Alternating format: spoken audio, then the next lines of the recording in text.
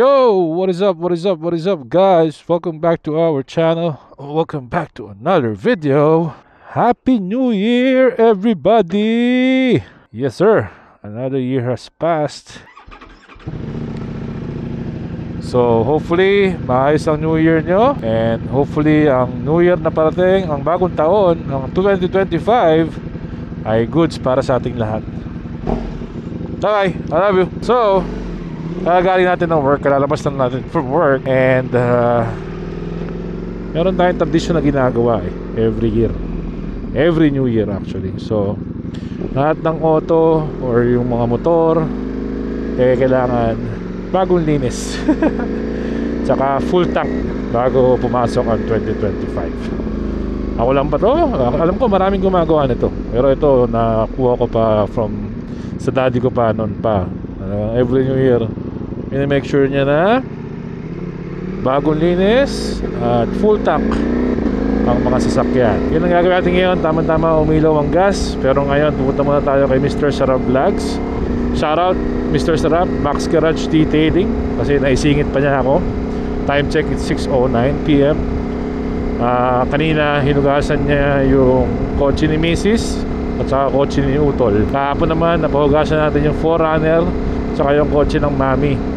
Kaya ang tumira naman nun sila MG Mobile Detailing at saka si Wax Wizard, kay Brother Patrick tsaka kay Brother Marvin. Shoutout sa inyo at naisingit niyo pa ako kasi hindi na sila magtatrabaho today.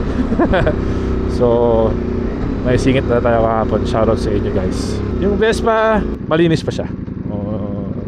Baka mamaya punas-punasan na lang natin mamaya siya para kahit pa paano masabing nilinis pa rin natin siya bago mag New Year. Pero mamaya papa-full tank natin yun kasi alam ko half na lang yung gas na So samahan nyo lang ako today or tonight para magawa natin itong tradisyon natin. Every year walang mintes. Talagang make sure na napahugas yung auto or na full tank. Kaya lang ngayon medyo late na rin kami nakalabas. Sobrang daming tao sa Las Vegas ngayon Itong last 3 days namin sa work talagang bakbakan given naman yan. Alam naman natin yan alam naman natin na magiging busy itong week na to, yung between Christmas and New Year. Kasi yung celebration dito sa New Year's Eve sa Las Vegas medyo malaki-laki rin talaga. Sinasara nila yung Las Vegas Strip.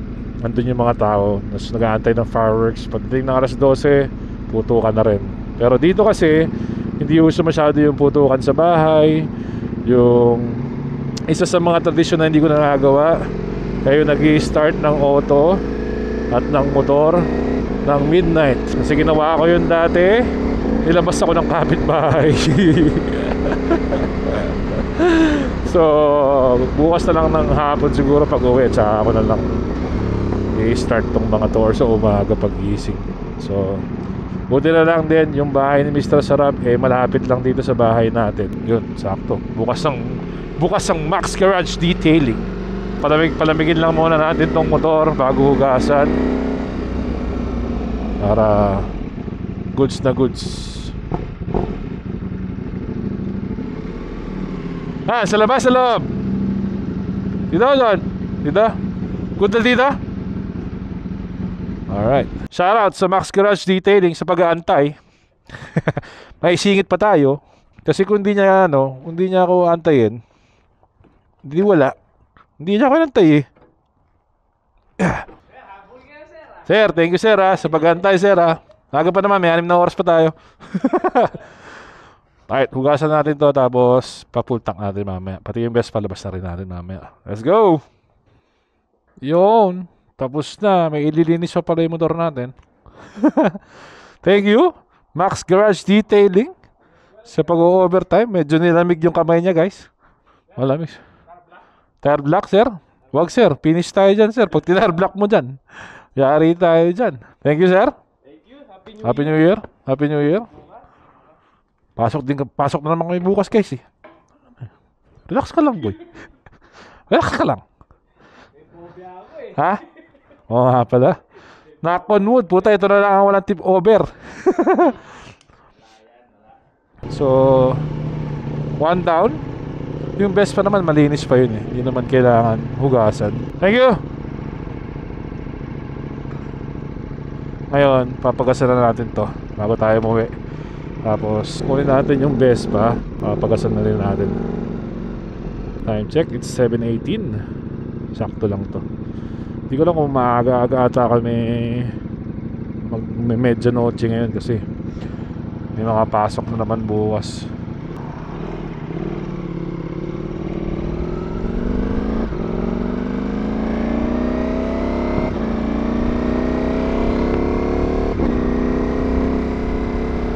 Yo, New Year na New Year, pre. Magbago ka na. Iwan mo na sa 2024 yung ganyang gawain, boy.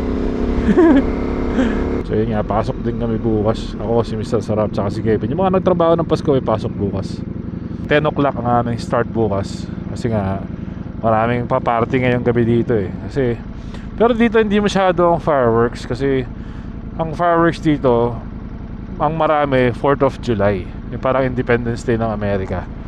Doon talaga mga fireworks. Pero dito, karamihan, mga Filipino, Hawaiano, yan, mga nagpa-fireworks ng New Year. Hindi masyado. Yun nga eh, nung minsan nga nag-ano ko, minsan nag-rev ako ng kotse, ng motor sa bahay. Nilabas ako ng kapitbahay, may pasok daw sa kinabukasan. Sorry. Sorry. Importante mahugasan at mga full tank ang mga sasakyan. And sana next year mabait ka pa rin sa akin. Wala tayong maging problema. Dapat ilaalagaan nyo talaga yung mga sasakyan at motor nyo. Kasi most of the time nandyan tayo pag bumabiyahe, di ba? So, para alagaan din tayo pabalik. Buti yung gas station malapit lang din dito sa amin. Merong Shell dito sa kanto namin. Ito yung usual gas station natin. Sana bababa ang gas next year pag upo ng bagong presidente. Malalaman natin yan. Uy, lagpas pala, lagpas. Center stand natin para mapuno siya talaga ng diretso. Isang reason din bakit madalas ako nagda-ride papasok, lalo na pagkakaya, pagka winter or you know, pagkat hindi sobrang init, sobrang laki na titipid ko sa gasolina. Meron pa tayo 1,000 piso eh. Kung pwede na pang bayad dito, pinambayad ko na eh. 91 octane. Ito ang pinakamataas na octane na meron dito sa mga pump gas. Dito na dyan, meron ka makukuha 100 octane sa certain gas station lang, pero parang $8 per gallon. So kayo na lang bahala mag-convert sa liters. Pero dito, ito ay $435 per gallon. So medyo mataas-taas ang presyo nito kasi 91 to. Yung 87 parang $3.75 yan. $3.75 yung 87. Kaya lang hindi naman natin kinakarga ng 87 itong mga motor natin eh. Pero yun nga, ang laki na natitipid ko dito sa gasolina pagka motor ang gamit ko. Pag ginamit ko kasi yung 4Runner, yung isang sasakyan natin doon, parang anong konsumo lang noon, 14 miles per gallon. Itong multi, I mean, para sa big bike, hindi siya ganun katipid. Pero compared sa 4Runner ko, ano to, parang depende sa gamit eh. Pero average siguro 35 miles per gallon. Sobrang laki na natitipid ko. Diba? Yung natitipid ko sa gasolina, pambayad na ng motor. Nakakapag-ride ka pa. Diba? Yan ang mga pwede nyo sabihin sa mga asawa nyo pag ayaw kayong payagan. Diba? Nakakatipid tayo sa motor. Diba? Uwi tayo. Tapos pick upin natin si Vespa. Reset muna tayo ng milya eh. Ano rin ba kayo? Kada full tank na nag-reset. Kami kasi dito, actually kami magkakaibigan. Laging ganyan. Reset ng milyahe. Lagi. So, mileage check natin, 14,184. Patating ko ng bahay na to, 14,185 o 14,186. So, yun ang ating mileage. Katapusan ng 2024. Parang, ano ba ito? Parang 1 year and a half itong motor sa akin. So, medyo gamit din talaga siya. Kasi, sabi ko naman nung kinuha ko to, susulitin natin tong motor na to. Hindi para itago eh. Yeah, para gamitin talaga. So far naman wala naman tayo nagiging issue pa dito sa multistrada natin. Simpuhan lang talaga siguro din ang gawa kasi tulad nun yung kay Mike Bomac tsaka yung kay Mr. Sarap, yung fork seals nila nagkatulo. Pero yung mileage na mas mababa sa akin, di hamak. Parang kay Bomac magte 10,000 pa lang eh. Sarang same din ata kay Mr. Sarap. Pero yung fork seals natin, so far wala naman ako nakikitang marka. Hindi pa nagbabaklasan ng Christmas light yung mga kapitbahay Parang ano rin to mga to, Pilipino rin to, mga after 3 kings pa magbabagsak ng ng Christmas lights yung mga kapitbahay natin. Yun, sakto parking mo boy. Malinis na lahat ng kotse dito sa bahay. Tapos binigyan tayo ng Mr. Sarap ng pang wisik-wisik sa Vespa para mapunasan natin mamaya-maya. So ilabas muna natin yung Vespa natin bago natin pasok sa loob to. Ito si Mr. Sarap din naglinis ito kayo na kay sa Type R ni Utol. Pakalinis naman yan. Grabe naman. Kainit tayo ng makina. Kalahati. Okay. Yun. Hindi tayo makakarib mamaya. Sound checkin natin to si Multi ng isa. Yun Parotong din. Yun QD exhaust. Actually pareho kami ng exhaust ni Mike Bomac eh. Pasok na natin. Alright, 14,186 mileage natin ngayong matatapos ang 2024. Samahan nyo ako pagkasa natin yung Vespa. Let's go. Alright, si Vespa ng ating ipagas. Yeah. May yung rear brake ko. Dumi kaya o kailangan ng paltan? Okay, sorry, wrong button. Hindi kami nakapag Vespa day last Sunday. Bukod sa malamig, kasi pag multi yung gamit namin, medyo warm siya eh. It keeps you warm, sabi nga Ducati, it keeps you warm. Tsaka nag-pickleball kami nung Sabado kasi birthday ng asawa ni Mike Bomac. Pickleball party. Tagal namin walang laro. 6 weeks ata kaming hindi nakapaglaro. So nagsakitan yung mga katawan. Kaya si Mike Bomac tsaka si Mr. Sarap nag-drive sila nung Sunday.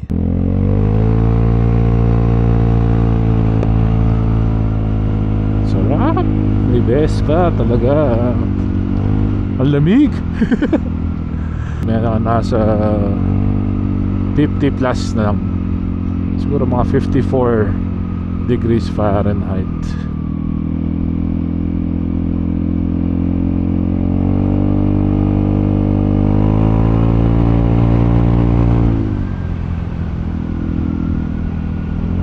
Sarap ang gaang.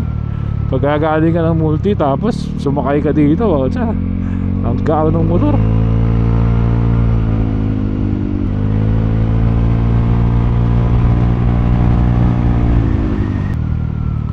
Ayun, dito tayo ulit sa Shell. Actually mas malapit na gas station dun sa pagtungo sa kabila lumabas. Kaya lang siya Arco. Di ako masyadong tiwala sa